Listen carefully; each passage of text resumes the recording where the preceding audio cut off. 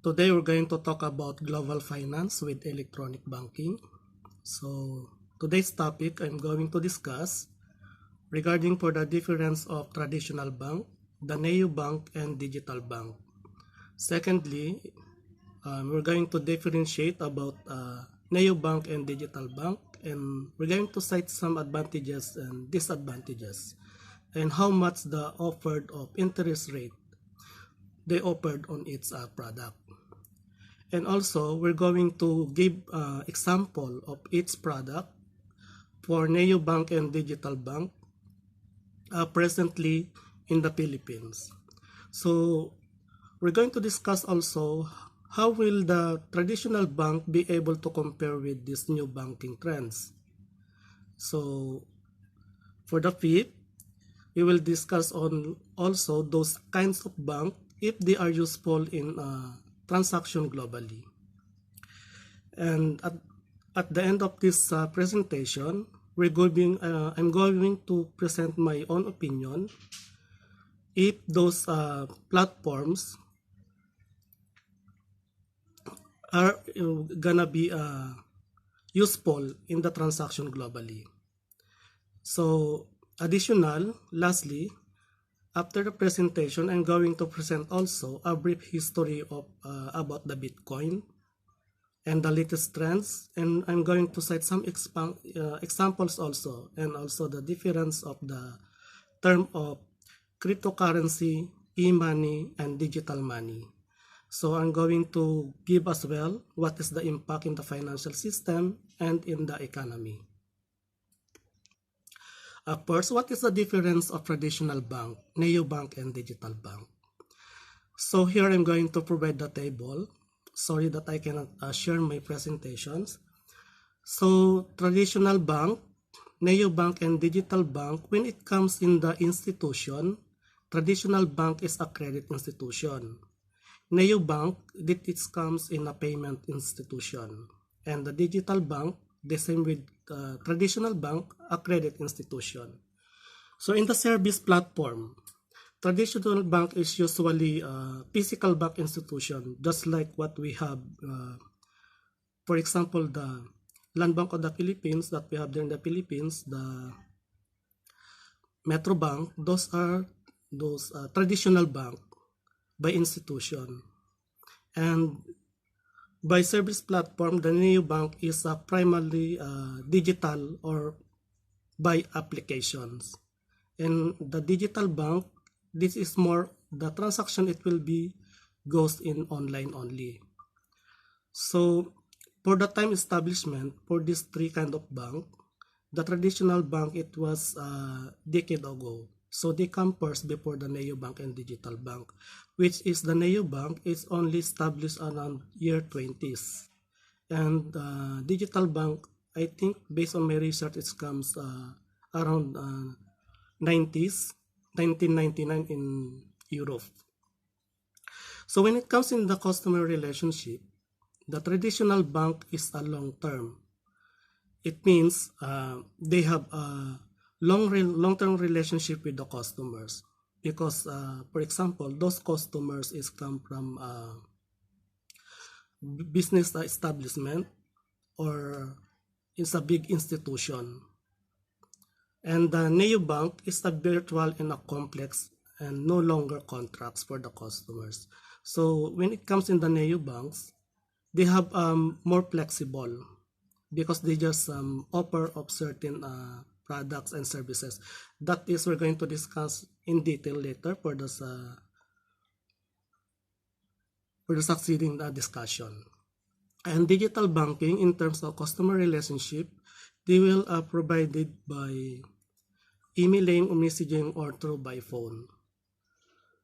And if we're going to see for the fees of those banks, neobank, it's offering transparency. It means there's no any hidden charges or any other charges compared it to traditional bank. Because in traditional bank, they are also, it's a more costly because they are using of some paper documents, and also they are using so many files for this one. And for the digital bank, there is no cost regarding for the fees. And if we're going to talk about the branches, traditional bank, yes, of course, we have a branches, so many branches in different locations, because traditional banks is just actual establishment. And neobank, they don't have branches as well as the digital bank, because those transactions, it comes through applications and online, so they do not have any branches at all. For the approval process, for example, for the loans or for any payment method, for the traditional bank, this is manually for the approval processing, and it comes along length of time. So it depends from their policies or procedures. And compare it to neobank and digital bank, so those are very it's automated or quick application approvals regarding for the process of approving the necessary documents.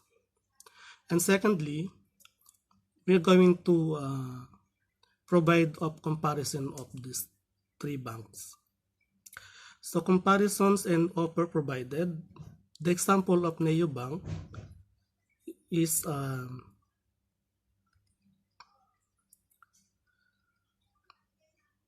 Tonic Bank.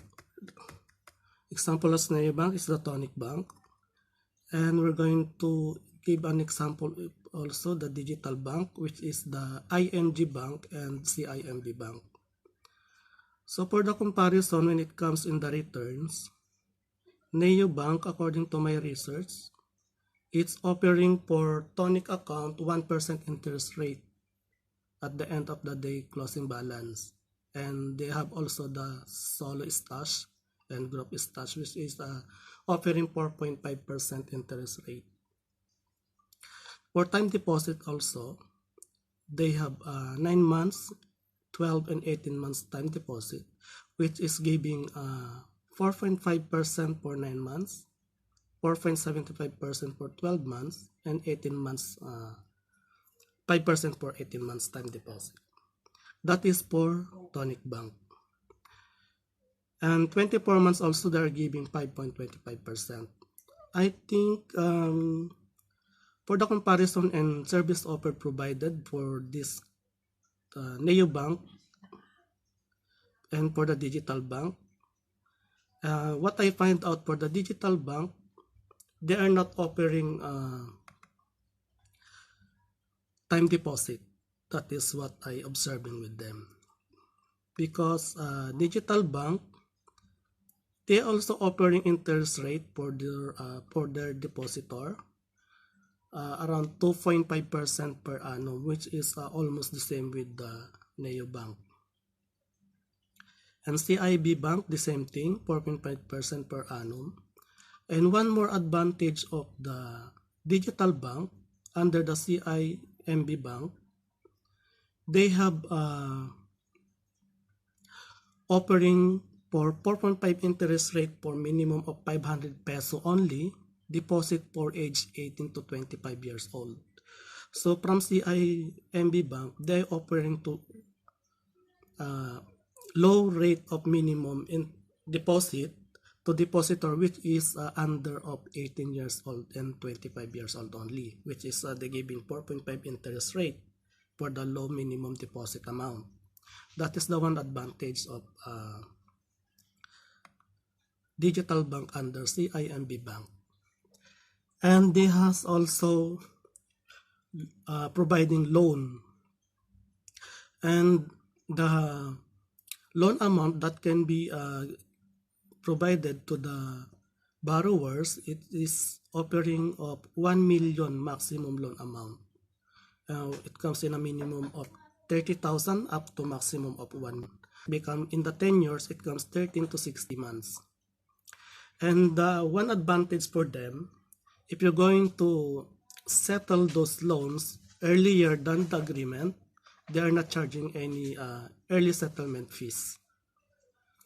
And from ING Bank under digital bank as well, there is no minimum available balance required for earning interest. So they don't have any minimum balance when you're going to earn the interest rate. Okay, we're going to proceed for the pros and cons. Pros and cons about online and digital banking. We're going to first the pros. For online banking, no more hassle of visiting the physical branch or no more waiting for a longer, because in physical branch you're going to visit actually the physical branches, and if there's so many customers waiting there, you have to wait for the long queue. But in the online banking, you don't have anymore to wait it, because you can do it in your fingertip as long as you have internet connection. You can do it by your mobile, personal mobile, or in the laptop. And also, from online banking, some banks also allowing to deposit check by simply just take a picture and upload it in the applications along with your account, and then they will go into process it. Unlike for the physical bank that you need to provide the physical check for the deposit. So the one more thing is for the pros of online banking, online bank is can monitor the transaction 24 hours without having waiting for banking hours, because if you're going to visit any branches for traditional, of course during office hours only, but in online bank you can do it anytime within 24